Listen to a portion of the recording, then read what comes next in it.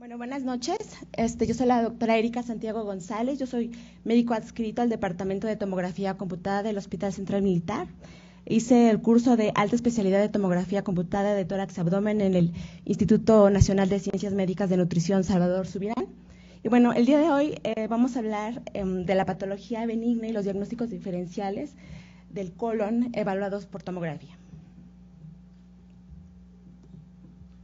Los objetivos principales de esta plática es que aprendamos a decidir los protocolos de estudios más adecuados para la valoración del colon. También vamos a hablar de algunos puntos clave para realizar una semiología tomográfica adecuada para establecer los diagnósticos diferenciales más probables, y también vamos a describir los hallazgos tomográficos de las patologías benignas más frecuentes del colon. Para que podamos entender la patología del colon, debemos de recordar parte de lo que es la anatomía macroscópica del colon. Recordemos que el colon es la parte distal del tracto gastrointestinal que se extiende desde la válvula ileocecal hasta el recto, y va a estar compuesto de 3 bandas longitudinales que transcurren en toda su pared posteromedial, posterolateral y su pared anterior, y van a tener puntos de unión a nivel de la válvula ileocecal y a nivel de la unión recto-sigmoidea. Estas bandas van a formar saculaciones que se llaman austras, y el tamaño de las austras va a depender mucho también del grado de contracción de las tenias. También vamos a ver en todo el trayecto del colon cúmulos de grasa, son las apéndices epiploicas, que también van a depender mucho su tamaño también dependiendo del grado de la constitución de cada paciente, y este tamaño también va a depender mucho de la cantidad de grasa abdominal visceral del paciente. También debemos de recordar las porciones del colon, que tiene un ciego, su porción ascendente, el colon transverso, la porción descendente, el sigmoides y el recto, y que pues el calibre o el diámetro del colon va a variar dependiendo en cada segmento. Vamos a tener que el diámetro máximo lo alcanza a nivel del ciego, donde va a tener un diámetro de hasta 9 centímetros. El colon transverso va a también medir hasta 6 centímetros. El colon descendente y el ascendente van a tener generalmente un diámetro menor en condiciones normales. También hay que recordar las capas que conforman la pared del colon. Recordemos que está formado por 4 capas. Tienen una capa interna, que es la capa mucosa. Después sigue la capa muscular, que va a estar compuesta por músculo circular y longitudinal, y la capa más externa, que es la capa serosa. Por tomografía, en condiciones normales no es normal diferenciar estas capas. Generalmente les vamos a ver como una línea hiperdensa, y va a estar rodeada por grasa homogénea. Las capas van a tener importancia, sobre todo en las condiciones patológicas, en donde vamos a poder distinguir una de la otra, como se ve en esta imagen. Más adelante vamos a hablar un poco más de esto. También recordemos un poco de la irrigación del colon, que va a estar dado por ramas de la aorta abdominal, que va a estar, el colon derecho va a ser irrigado por ramas de la arteria mesentérica superior, y el colon izquierdo por ramas de la arteria mesentérica inferior.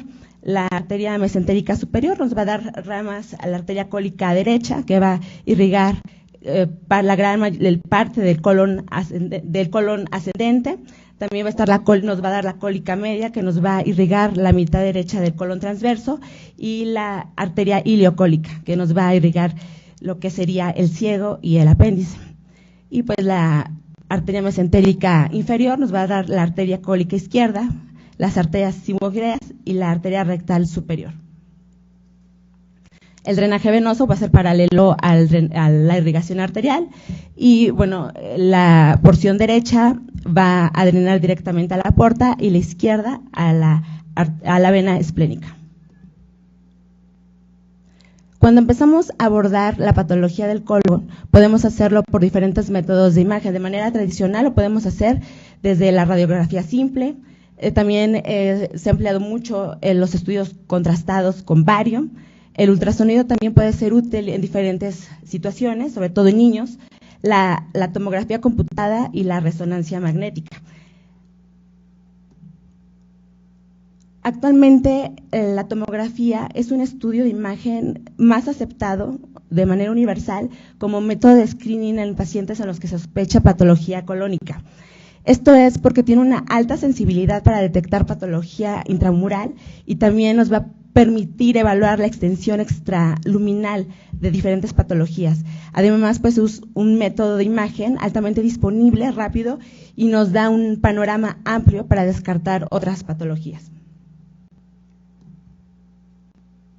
Generalmente, cuando nosotros realizamos un estudio de abdomen, son muy pocas veces en las que realmente nos solicitan un estudio pensando una patología que se enfoca específicamente al colon.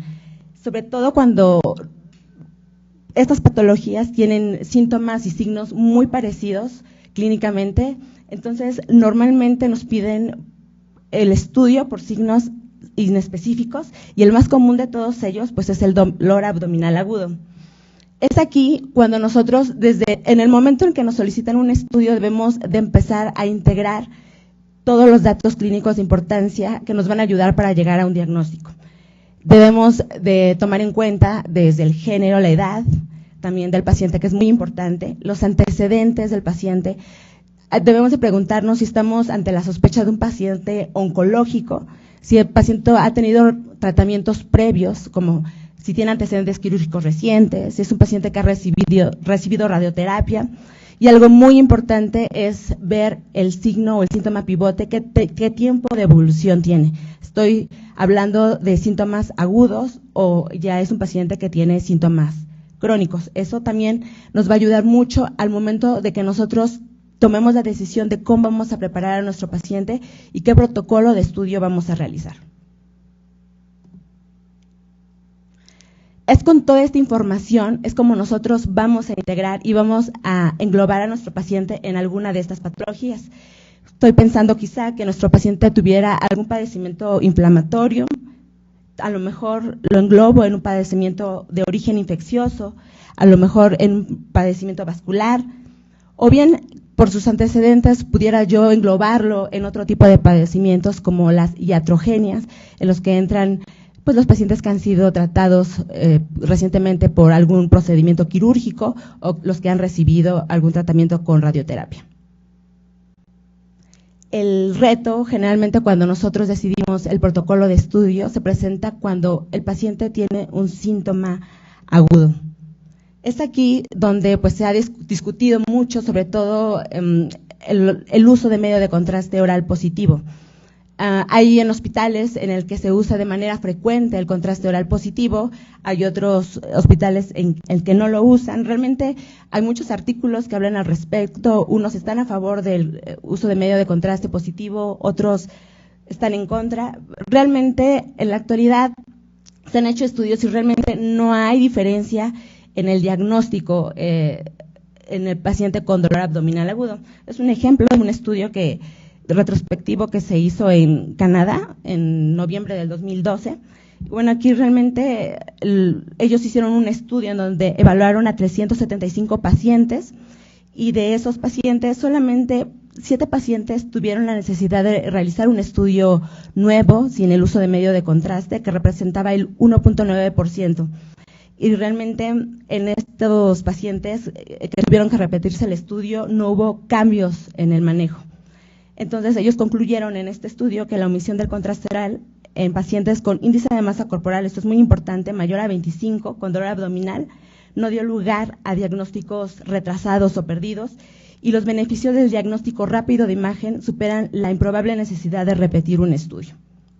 Y así, hay muchísimos estudios en los que se demuestra que no hay diferencia con el uso o no del medio de contraste oral en pacientes con abdomen agudo.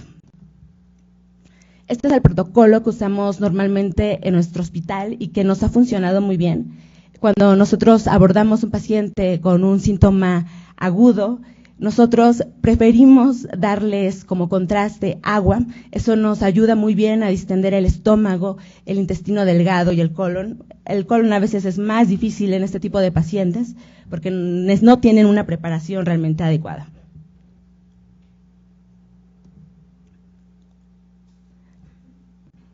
Es ahí cuando empezamos con los retos diagnósticos. ¿Alguien me gusta ayudar a ver cuál es aquí el hallazgo positivo en este estudio? Es el mismo paciente. Hasta tiene flechita.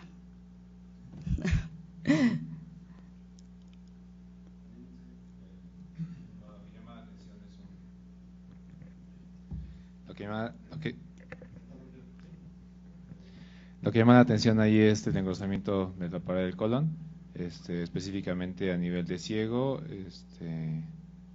y bueno, a lo que al parecer es un estudio con medio de contraste, y lo que llama la atención o lo que podría dar el engrosamiento es un engrosamiento a nivel de la mucosa, porque tiene el realce. Ok, con este estudio y solo con ver el estudio, ¿tú me podrías dar un diagnóstico? Pues en primera instancia podríamos pensar en algo inflamatorio, que sería una colitis. Sin embargo, para datos de inflamación, digamos, más agudos o más extensos, yo esperaría ver reticulación en la grasa, la cual no veo. Entonces, sí, realmente un estudio así es muy difícil que tú puedas llegar a un estudio, a un diagnóstico. Es por eso que ahorita vamos a ver cómo se debe de abordar la semiología cuando vemos este tipo de padecimientos. Generalmente cuando vemos alguna alteración en el colon, debemos de abordarlo de manera sistemática. Primero debemos de preguntarnos qué qué porción del intestino estoy viendo afectada. Después tenemos que ver qué patrón de reforzamiento tiene ese intestino, esa alteración es simétrica o es asimétrica. También nos puede ayudar mucho ver qué grado de afectación o de engrosamiento tiene, y también tenemos que valorar qué hallazgos asociados están a esto. Esto es muy importante porque hay patologías que son más frecuentes en determinados segmentos del intestino. Generalmente el colon derecho y el ilion terminal son las zonas de la porción del intestino que más se afecta, la porción del colon que puede estar afectada ya sea por padecimientos inflamatorios, infecciosos, ¿no? En este caso, bueno, aquí les puse una tablita que nos ayuda a que nosotros podamos determinar en base a la localización la probabilidad de qué patología estamos enfrentando. Generalmente el colon derecho y el ilion terminal van muy asociados y van de la mano con las diferentes patologías. La enfermedad de Crohn, por ejemplo, tiene predilección por este segmento. Casi la mayoría de los procesos infecciosos tienen predilección, la tuberculosis, la colitis neutropénica, y también podemos ver afectación cuando hay una colitis isquémica. El colon izquierdo es el sitio de predilección de la colitis ulcerosa, por ejemplo. También puede ser afectado por la colitis pseudomembranosa, es el segundo lugar más frecuente de afección, y también podemos verlo afectado por alguna colitis isquémica. El recto se afecta, el sitio de afección por la colitis ulcerosa, y también es un sitio muy frecuentemente afectado en la colitis pseudomembranosa. Y la pancolitis, que lo que le llamamos así, es la afección de todos los segmentos del colon, es un dato muy característico de la colitis pseudomembranosa. Aquí es muy importante que recordemos las capas, por eso les volví a poner un esquema. Sobre todo, las capas más importantes son las tres primeras capas internas, que representan la mucosa, la submucosa y la muscular, porque estas capas en procesos inflamatorios las vamos a poder evaluar por tomografía. Se describen 5 patrones de reforzamiento de la pared del colon. En los libros lo describen como un patrón blanco, un patrón gris, el signo del halo del agua, el signo del halo de la grasa y el signo gas, o también lo describen algunos autores como el halo negro. Y bueno, aquí les puse una esquemita con algunas imágenes en cómo se ven por tomografía. Y bueno, en la primera imagen es el signo característico del agua, ¿no? Aquí, pues, como pueden ver, se ve la mucosa que realza, y por fuera de esta se ve un halo más hipodenso que corresponde a la muscular. También en la imagen del medio vemos el signo del halo graso, ¿no? Aquí este signo del halo graso es porque la submucosa adquiere una densidad muy parecida a la grasa mesentérica. Eso es, siempre debemos de hacer comparativo todo lo que observamos por tomografía. Y también en la tercera imagen vemos el signo gris, o también en algunos autores lo manejan como el signo de no halo, que aquí es una densidad que se compara mucho con la densidad de los músculos. el signo del halo blanco, esto es lo que vemos en este esquema, ¿no? Y aquí, pues aquí lo característico es que no distinguimos todas las capas, toda la pared se ve blanca, por eso es el signo blanco. Y esta es la capa, este es el signo negro o del de aire, que generalmente pues se ve densidad de aire en la pared intestinal. Este es el más fácil de todos. Esto que les mencioné también es muy importante porque hay diferentes patologías y el comportamiento de la pared también nos va a ayudar a saber o orientarnos más al proceso que nos estamos enfrentando. Por ejemplo, en el patrón del halo blanco es muy frecuente verlo en los procesos agudos de la enfermedad inflamatoria intestinal, ya sea en el Crohn o en la colitis ulcerosa. También es común verlo en un intestino de choque y también lo podemos ver cuando hay una hemorragia intestinal.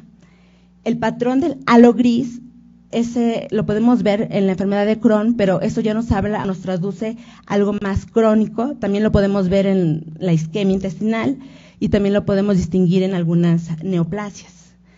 El patrón del halo de agua, que da un aspecto como en forma de diana, ese es el más difícil porque lo podemos ver tanto en procesos inflamatorios como infecciosos. Entonces, el halo graso es común verlo en los procesos crónicos, como ya lo mencioné, también de la colitis ulcerosa y de la enfermedad de Crohn. Y el patrón negro, eso lo podemos ver tanto en isquemia, también lo podemos ver en algunas infecciones, en trauma o en condiciones benignas como son la neumatosis cistoide. Con respecto a la simetría, eso también nos va a ayudar y nos va a orientar al diagnóstico.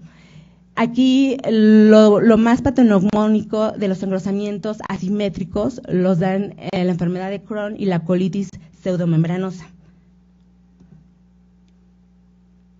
Aquí les puse un esquemita de cómo se ve. Esta imagen se ve un patrón de engrosamiento asimétrico. Este es un paciente que tiene enfermedad de Crohn.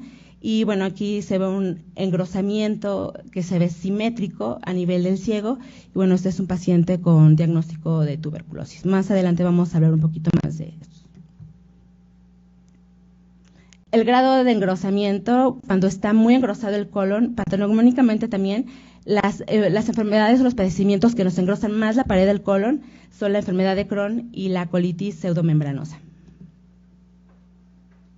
Bueno, aquí es un ejemplo, es un paciente con la enfermedad de Crohn y aquí, bueno, ven lo importante del engrosamiento parietal que tiene el intestino. Cuando vemos eso, casi podemos asegurar que esto se trata de una colitis pseudomembranosa. Ya hablando un poquito más específicamente de los padecimientos más enfocado, vamos a empezar a hablar de las enfermedades inflamatorias intestinales. Es importante que aprendamos a distinguir unas de otras. Estas entidades realmente tienen características clínicas comunes, pero tienen muchas diferencias radiológicas en cuanto a la localización, su extensión, a lo mejor también en su profundidad y en sus complicaciones. Por eso es importante que aprendamos a distinguir una de otra, porque nosotros vamos a dar muchas veces la pauta para que el clínico se oriente más hacia una u otra.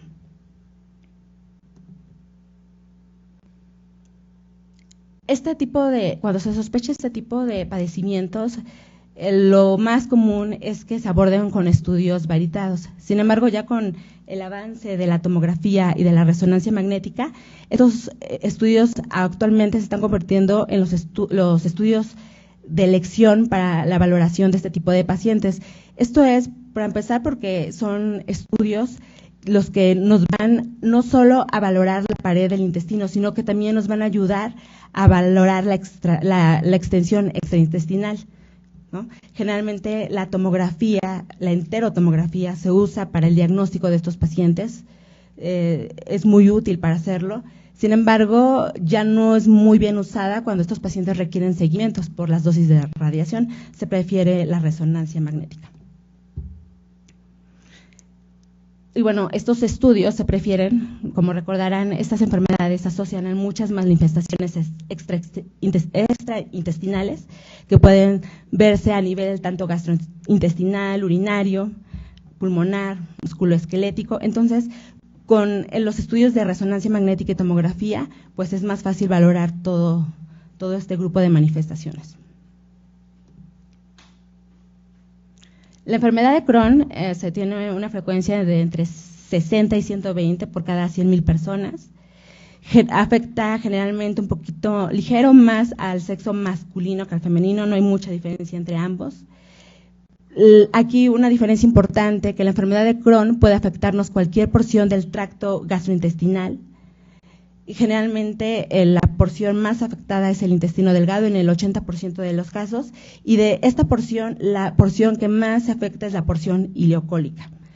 Puede haber casos en la que haya afección tanto del intestino delgado como del colon, que representa el 50% de los pacientes, y con mucha menos frecuencia únicamente se ve afectado el colon, que representa solamente del 10 al 20%. El cuadro clínico de estos pacientes pues realmente va a ser muy variable, dependiendo del estadio en el que se encuentre la enfermedad. El diagnóstico se realiza primero con la sospecha clínica, ¿no? Generalmente son pacientes que tienen diarrea crónica de semanas de evolución, pueden presentar dolor abdominal, pérdida de peso y pueden también presentar síntomas sistémicos. También se hace la integración con estudios del laboratorio y, por supuesto, las técnicas de imagen.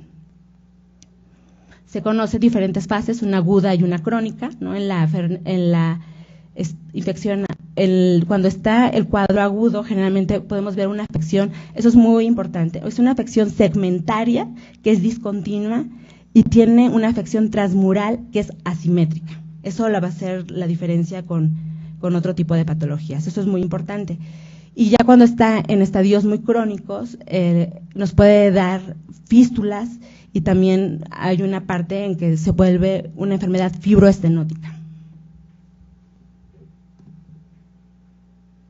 Los hallazgos que vamos a encontrar por imagen también van a depender muchísimo de la fase en la que se encuentre, ¿no? Generalmente cuando vemos una fase aguda, lo patognomónico es encontrar el engrosamiento de la pared con realce de la mucosa, va a haber una estratificación de la pared, que vamos a poder distinguir en esta fase las capas de la pared del colon. También vamos a ver congestión vascular, y nos van a dar ese aspecto en el mesenterio que lo describen los libros como patrón en Peine. Vamos a ver extracción de la grasa adyacente y vamos a observar un aumento en el número y en el tamaño de los ganglios mesentéricos. Cuando ya es una fase crónica, generalmente vamos a ver un engrosamiento de la pared, podemos encontrar un signo que le llaman el pseudodivertículo. Y bueno, la submucosa tiene la densidad grasa o el signo graso, como ya lo vimos anteriormente, que es la submucosa tiene ese aspecto similar a la grasa adyacente. Y pues otro dato es que generalmente la grasa que rodea al segmento de colon afectado se va a ver hipertrofiada.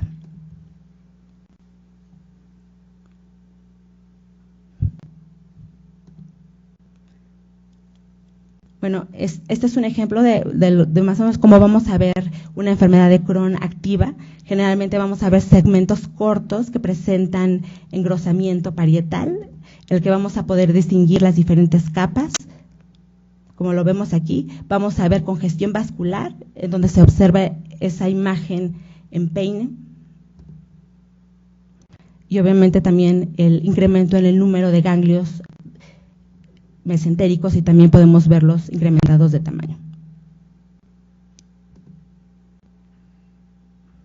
Los hallazgos que vamos a encontrar en un estadio crónico es, como ya lo mencioné antes, ese patrón de engrosamiento con halo graso, donde se observa la densidad de la submucosa similar a la grasa.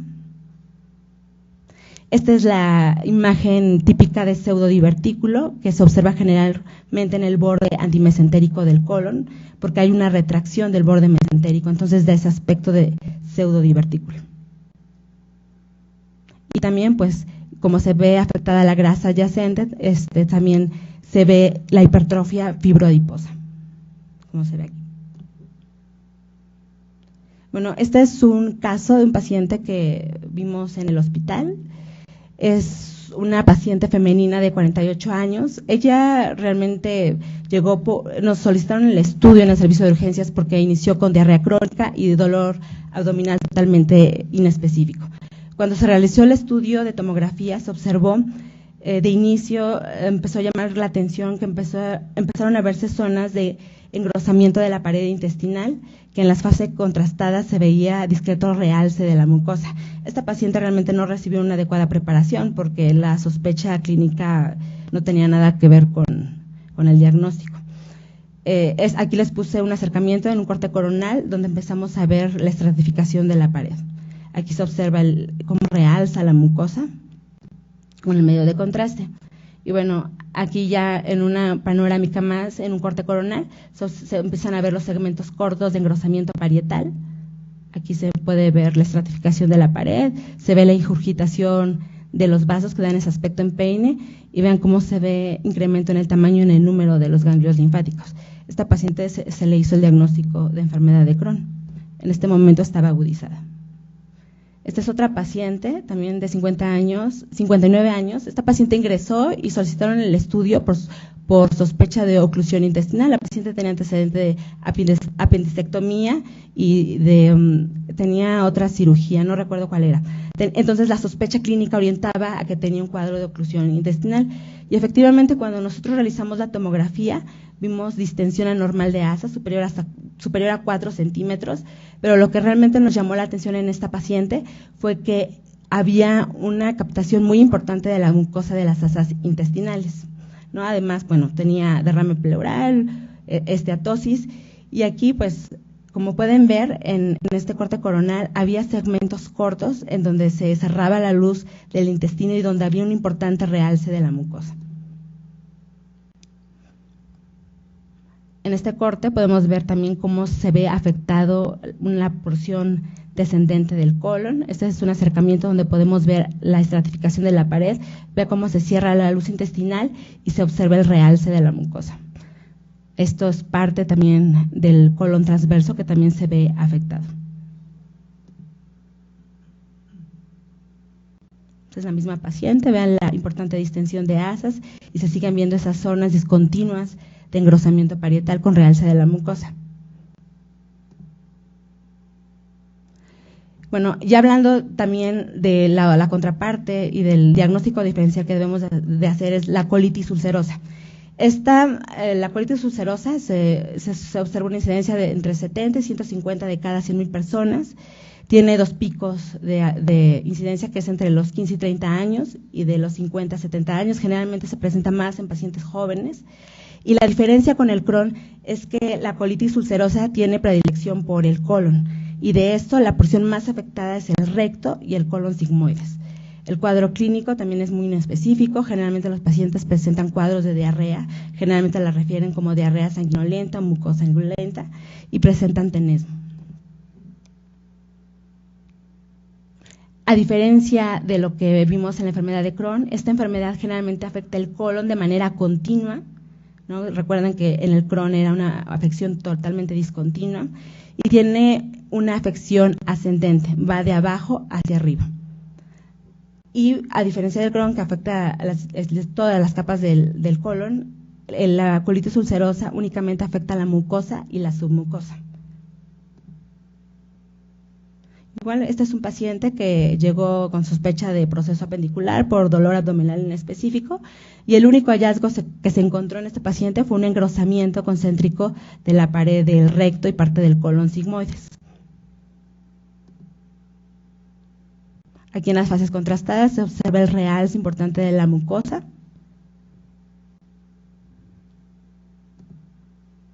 Bueno, este paciente se hizo el diagnóstico posteriormente de colitis ulcerosa.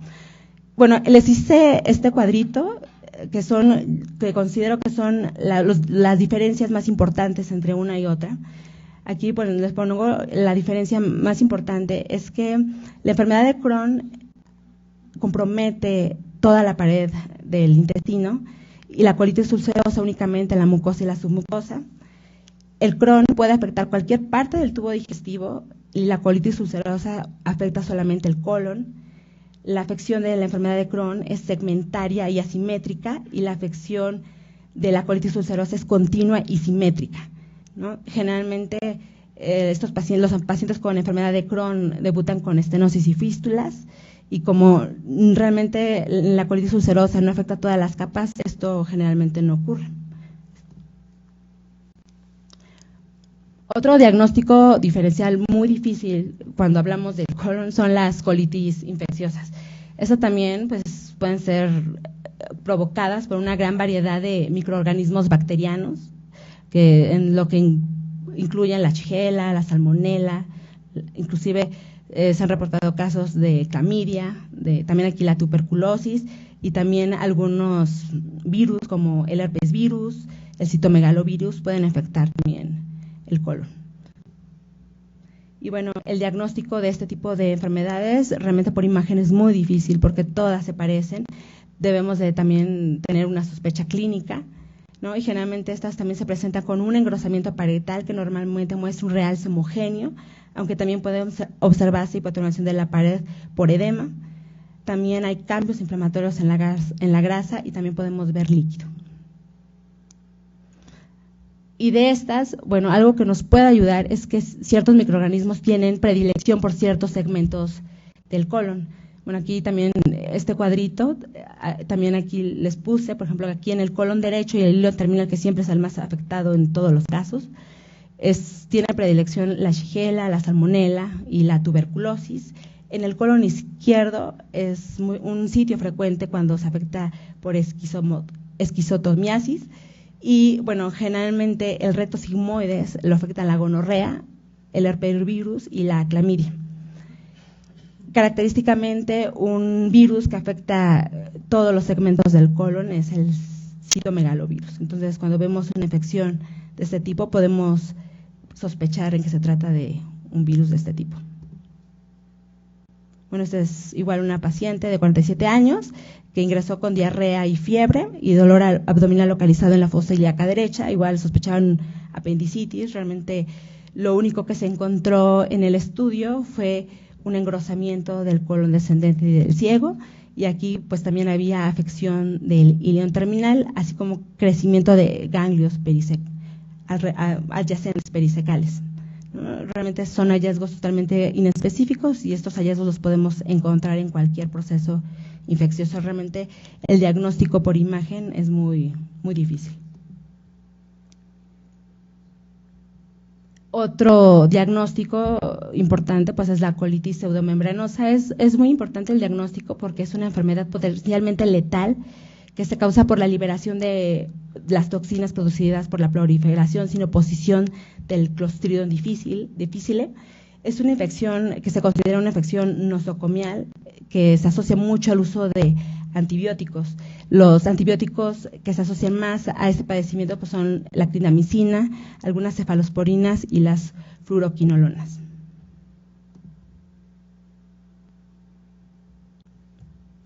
También podemos sospecharla en pacientes con cirugías abdominales recientes. También se observan algunas obstrucciones del colon, en los pacientes que tienen uremia y en los pacientes que por algún estado han estado con hipotensión prolongada o que ha condicionado algún tipo de hipoperfusión del intestino. Y debemos de sospecharla siempre en todos los pacientes que tengan algún tipo de inmunocompromiso. La presentación clínica de estos pacientes pues también va a depender del momento en el que estemos valorando a este paciente. Hay muchos pacientes que se infectan y son asintomáticos totalmente. Cuando ya empieza el proceso inflamatorio, empieza como una diarrea profusa, acuosa, dolor abdominal y fiebre, realmente son datos muy inespecíficos. Después llega una fase en la que ya se instala como tal la colitis pseudomembranosa. Y si no se trata a tiempo, puede complicarse y condicionar una colitis fulminante, provocando datos sistémicos como letargia, taquicardia, inclusive puede haber perforación del colon. Los estudios de imagen es muy importante porque suelen sugerir el diagnóstico, pero el diagnóstico definitivo se hace con la demostración de las toxinas en las heces o bien con un estudio de colonoscopía cuando se observan las pseudomembranas y las características placas amarillentas que se originan en sitios de ulceración superficial. Los hallazgos por imágenes, pues generalmente tienen una afección generalizada del colon, que es una pancolitis, ¿no? Se ve el típico signo del acordeón y podemos también ver el signo de la diana.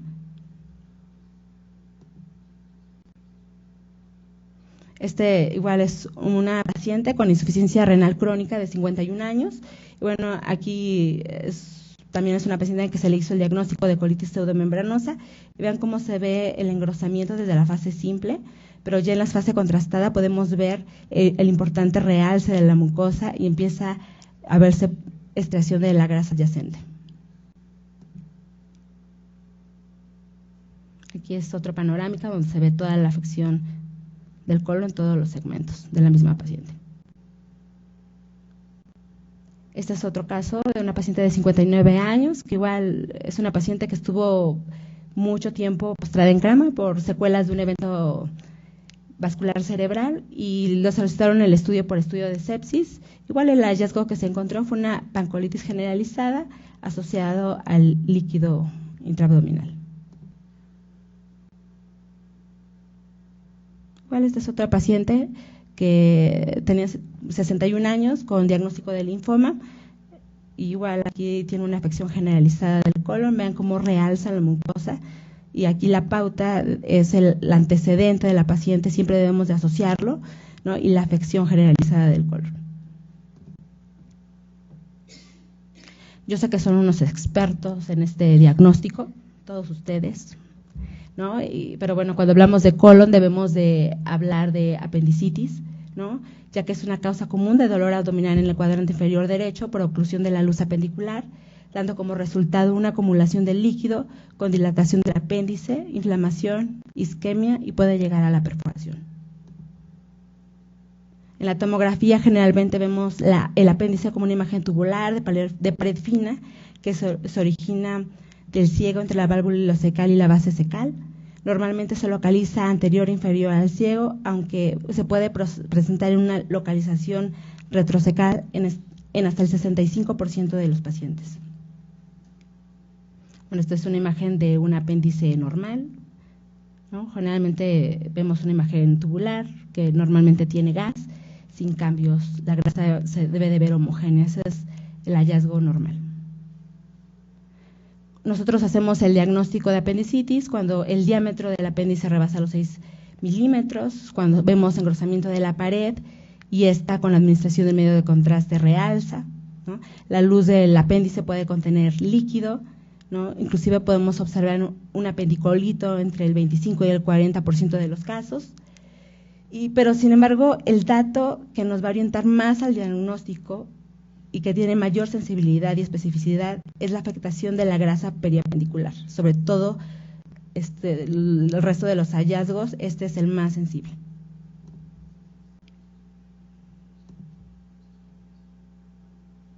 Bueno, igual este es un estudio de un paciente con diagnóstico de apendicitis. Aquí vemos el apéndice, ¿no? Que se ve aumentada de tamaño con líquido en su interior y se ve un discreto realce de su pared. Es el mismo paciente en el que se ve una imagen sugestiva de apendicolito. Aquí se puede ver mejor en este corte coronal que se encuentra en la luz del apéndice. Y podemos ver cómo se ve la extracción de la grasa adyacente. Esta es otra imagen en donde se ve más severa el proceso inflamatorio, donde se ve un mayor realce de la pared y una mayor afección de la grasa adyacente. También podemos encontrar complicaciones cuando se afecta el apéndice. Igual es una paciente en el que le piden el estudio. Esta paciente, recuerdo mucho este caso porque no tenía datos de respuesta inflamatoria sistémica y la pidieron por una masa abdominal en estudio, que la palpaban. Y realmente, pues lo que ellos palpaban era un plastón inflamatorio, como aquí termina el ciego, y todo esto es un plastón inflamatorio, y si ponen atención, aquí se logra ver la pared del apéndice. También podemos encontrar complicaciones cuando se perfora el apéndice. Este es también un paciente donde se observa el apéndice cecal, aquí se observa el realce de la pared del apéndice y adyacente a esta se observa una colección con aire.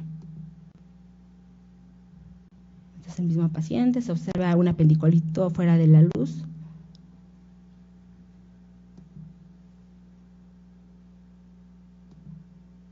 Y para que no se duerman, ¿alguien me quiere decir cuál es el hallazgo en este corte? A ver, el que está al lado del doctor que participó, porque si no, no participan. ¿Ves algo anormal?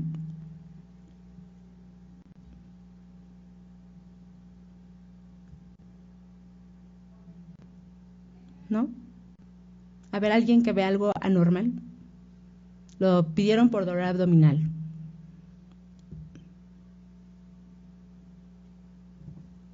Bueno, le voy a poner otra, ¿eh? Esta sí estaba difícil. Ahí.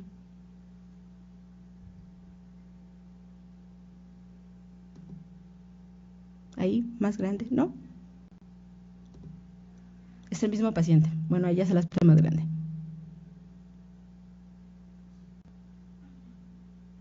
Está muy fácil. Pero es uno de los diagnósticos diferenciales de la apendicitis, y no todo lo que es dolor enfoseliaca derecha es apendicitis. Entonces, uno de los diagnósticos diferenciales que debemos de hacer es algo que se llama apendagitis. ¿Les suena eso? Que es la inflamación de los apéndices bibliológicos. Por eso se los mencioné cuando empezamos a ver anatomía, que son formaciones de grasa que van en todo el trayecto del colon. Y esta imagen que ven acá. Hay que buscar los cambios en la grasa. Siempre que vean un paciente con dolor abdominal hay que buscar los cambios, que eso nos va a dar la pauta para detectar la patología. Esta es una apendagitis, ¿no? Se ve esa imagen con realce anular, que es característica. Otro diagnóstico diferencial, pues tenemos que hablar de la diverticulitis, ¿no? Que son los divertículos, como saben, son las saculaciones, son saculaciones de la mucosa y la submucosa que atraviesan la pared muscular del colon. Generalmente afectan con mayor frecuencia al colon descendente y también pueden afectar al colon sigmoides en el 90% de los casos. Y bueno, esta enfermedad generalmente va mucho en relación a la edad del paciente. Entre más grande es más probable que tenga divertículos. Ahora, cuando hablamos de enfermedad diverticular, el término cuando no está complicado, es correcto decir diverticulosis o enfermedad diverticular.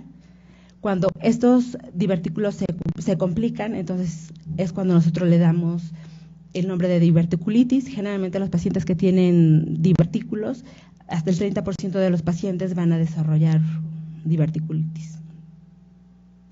Pues igual el diagnóstico se empieza desde la clínica. Generalmente son pacientes que llegan con dolor, generalmente lo refieren en el cuadrante inferior izquierdo, fiebre, leucocitosis, y pues la tomografía es un método sensible y específico para el diagnóstico de estos pacientes.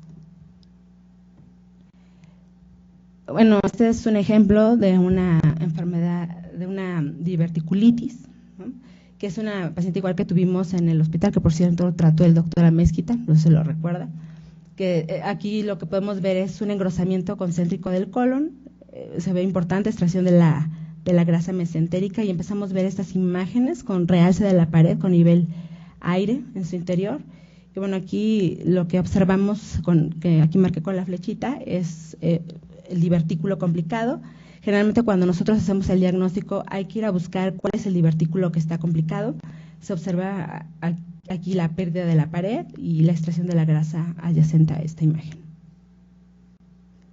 Este paciente se complicó y empezó a formar colecciones, que ya es un estado pues ya un estadio más avanzado de la enfermedad. Este es otro paciente que igual dolor abdominal, desde estos cortes se empieza a ver que tiene divertículos. Aquí se observa el divertículo que está inflamado, se ve importante realce de su pared, así como de la grasa adyacente.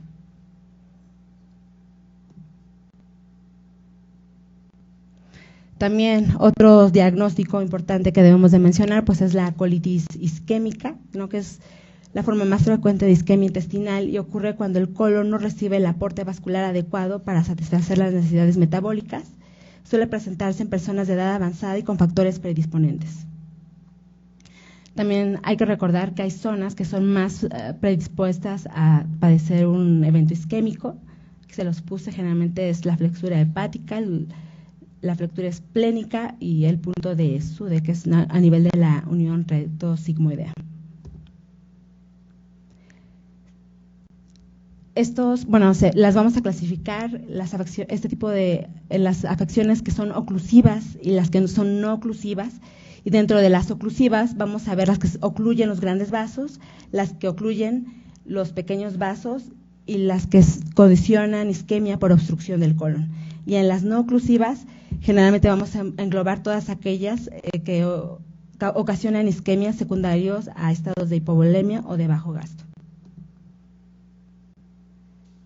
Cuando nosotros sospechamos en algo vascular, aquí sí no es recomendable para nada el uso de contraste oral positivo porque no nos permite la adecuada valoración de la mucosa. Aquí sí, si vamos a ponerle un contraste oral al paciente, debe de ser agua y hay que realizar una fase arterial y una fase portal, porque esto nos va a ayudar muy bien a valorar el realce de las paredes del intestino.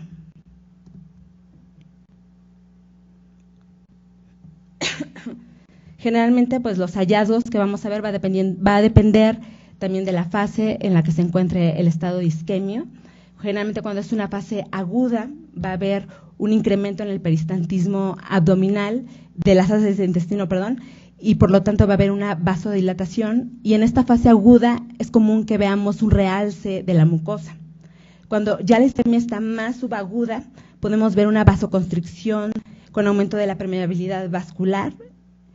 Entonces, eso nos va a condicionar una ausencia en el realce de la mucosa. Podemos ver engrosamiento de la pared intestinal, inclusive, sobre todo cuando hay una isquemia de origen venoso, es común que veamos dilatación de las asas intestinales. Cuando ya es una etapa más avanzada, que muchos autores lo describen como la fase gangrenosa ya, es porque ya hay una necrosis como tal de la pared intestinal y es cuando nosotros ya vamos a ver como tal neumatosis intestinal, neumatosis porta y podemos ya ver también gas extraluminar.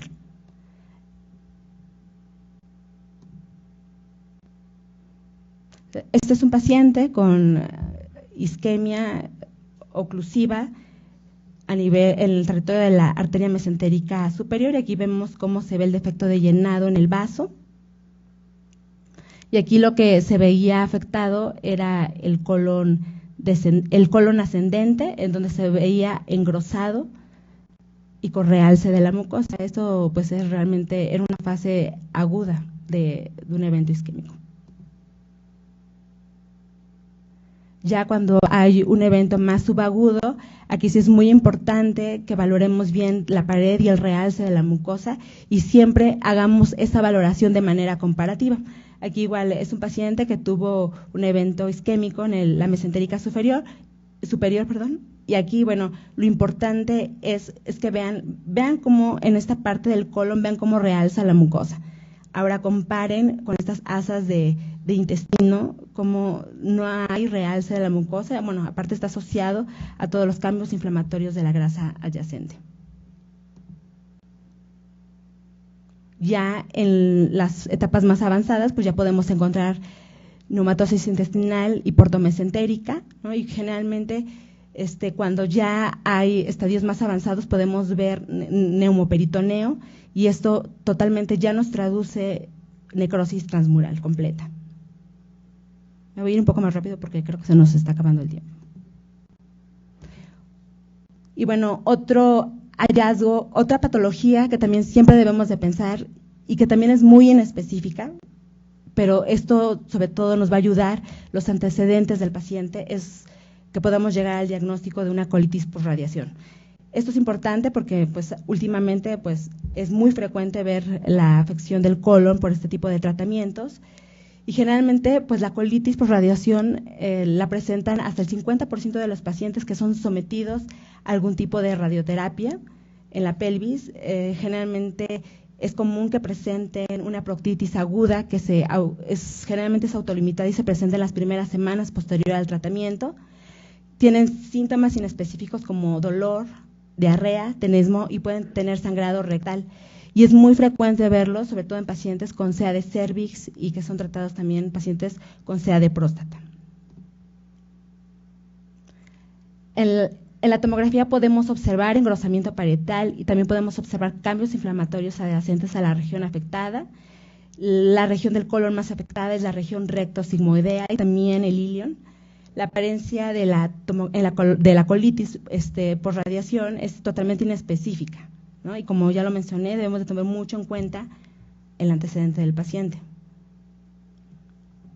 cuando ya es una afección crónica, estos pacientes pueden desarrollar fístulas, estenosis por fibrosis, y bueno, estos hallazgos se pueden encontrar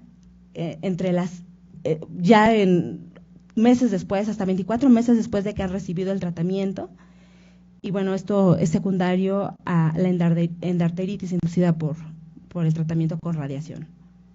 Bueno, este es un paciente, es una paciente que tuvo cáncer cervicouterino, que recibió tratamiento con radioterapia, y aquí observen cómo se ve ese engrosamiento concéntrico del colon, la importante extracción de la grasa en el hueco pélvico, ¿no? Y bueno, en este corte se observa un poco la vejiga, que no estaba muy bien distendida, pero vean cómo se ve engrosada. Esta es la misma paciente, y hay que fijarnos siempre en los datos que van más indirectos. Por ejemplo, aquí vean cómo se ve la diferencia en la densidad ósea, vean cómo se ve todo lo que es el sacro más hipodenso, vean cómo se ve, estos son cambios por radiación totalmente, el engrosamiento del recto y del sigmoides, y vean también se ve engrosamiento importante de la pared del ilion.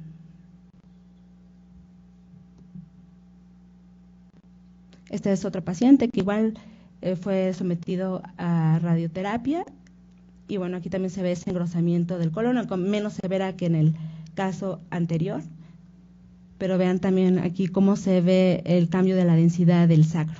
Eso también son datos que nos pueden orientar más en relación a qué está esa colitis.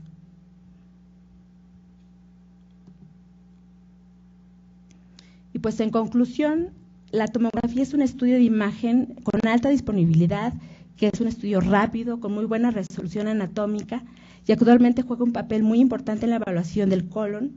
Nos permite demostrar en forma muy específica la pared del colon y los tejidos adyacentes. De ahí su importancia y su superioridad con respecto a otros estudios de imagen. En general, el engrosamiento de la pared intestinal por sí solo es un signo inespecífico y como hallazgo aislado tiene un valor limitado para su análisis.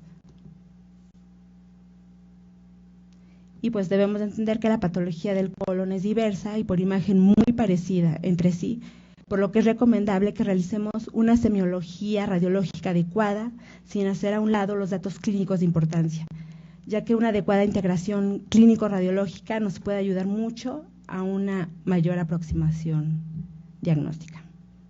Y pues eso es todo.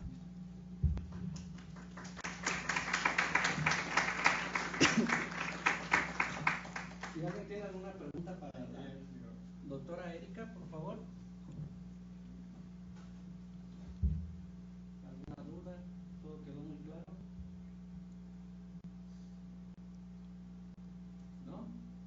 Bueno, no quiero dejar de comentar que, como pudieron darse cuenta, la calidad, sí, y el conocimiento no está peleado con la edad y con la experiencia de nuestros ponentes. La doctora Erika es uno de nuestros adscritos más jóvenes en el área de la radiología e imagen, y pues bueno, su plática lo dice por sí sola, ¿no? Le damos otro aplauso, por favor. Le vamos a hacer entrega de su reconocimiento y estamos por terminar la sesión. Buenas noches. Gracias, maestro. No me dio acceso, no toque, no me dio acceso. Por eso no toque, no me dio.